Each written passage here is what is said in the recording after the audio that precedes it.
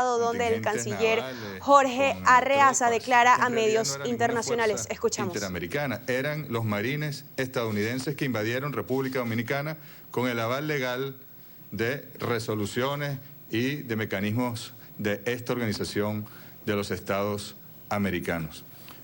Y lo hicieron en el año 65 bajo el pretexto de los asuntos humanitarios en República Dominicana. De manera que hay un guión claramente establecido, un formato.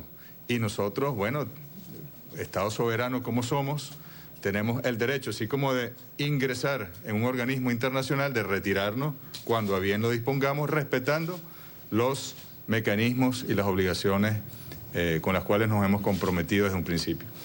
En esta asamblea, bueno, fuimos testigos.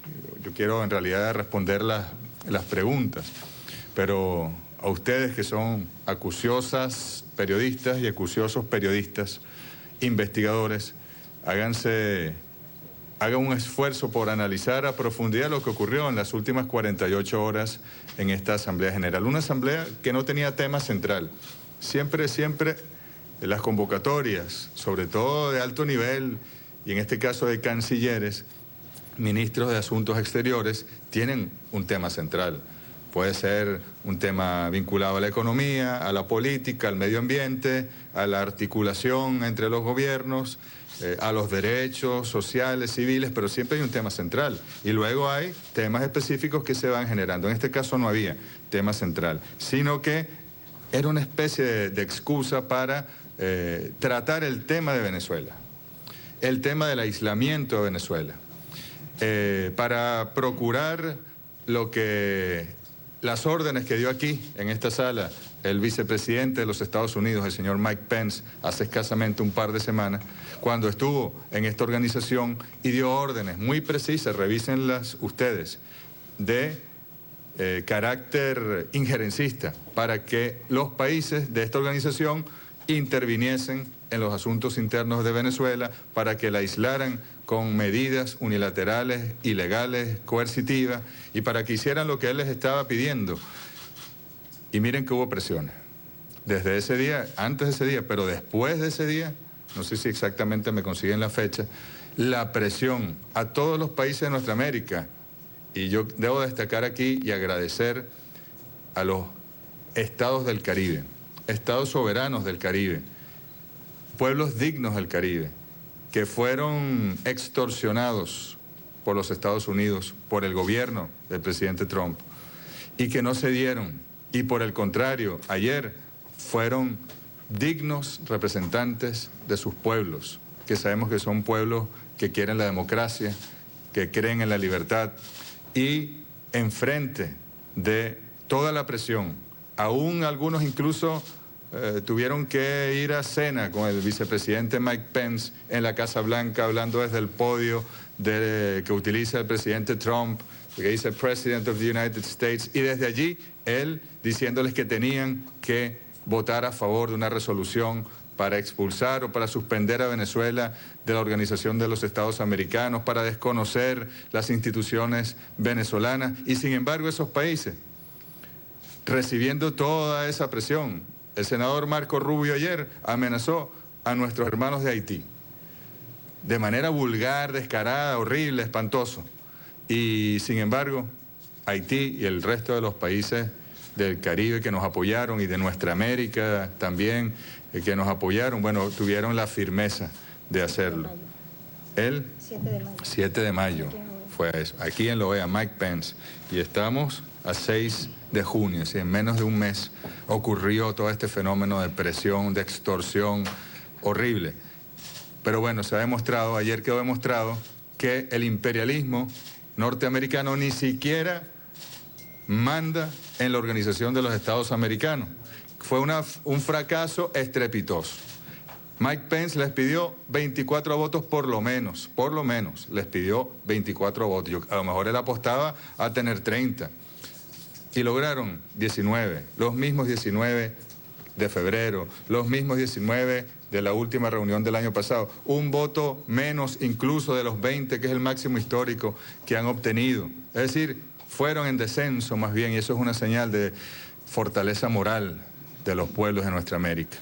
Y precisamente aquí utilizaron, y lo decíamos ayer, utilizaron una resolución, por acá la tenemos, y una resolución, le mutilaron partes a esta resolución y trataron de ponerla por encima de la carta constitutiva de esta organización, e incluso también por encima de la Carta Democrática Interamericana que tanto alaban. Esa resolución es violatoria de estos dos instrumentos.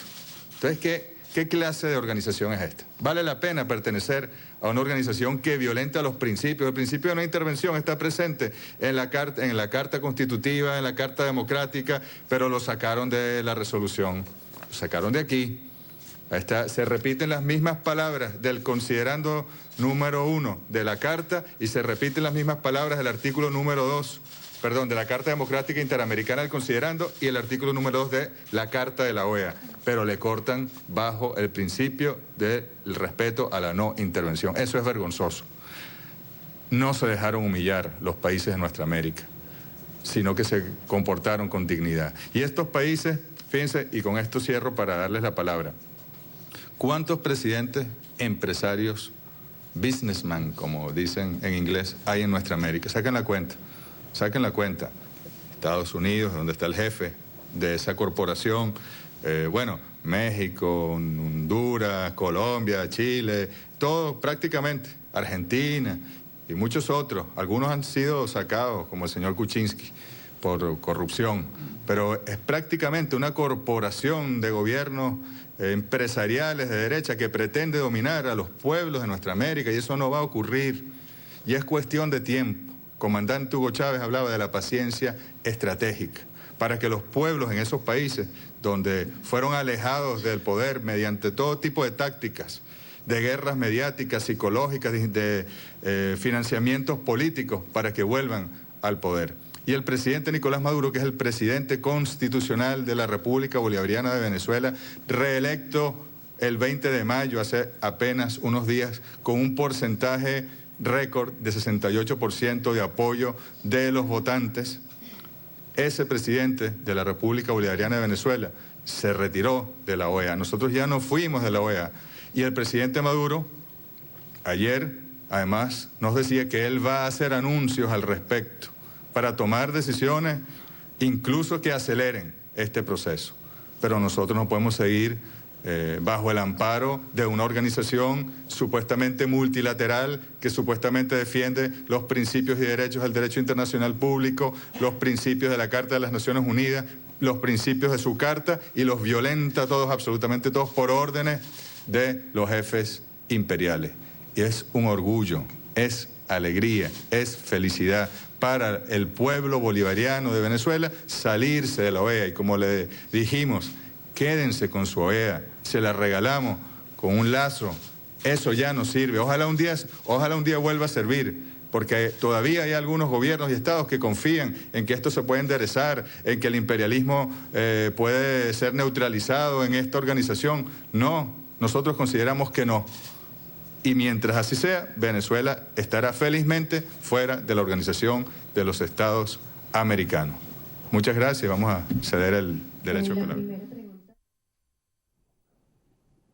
Eran declaraciones de Jorge Arreaza, canciller de la República, desde la sede de la Organización de Estados Americanos en Estados Unidos. Nosotros a esta hora avanzamos con más noticias internacionales y les comentamos que por motivo de la tragedia ocasionada luego de la erupción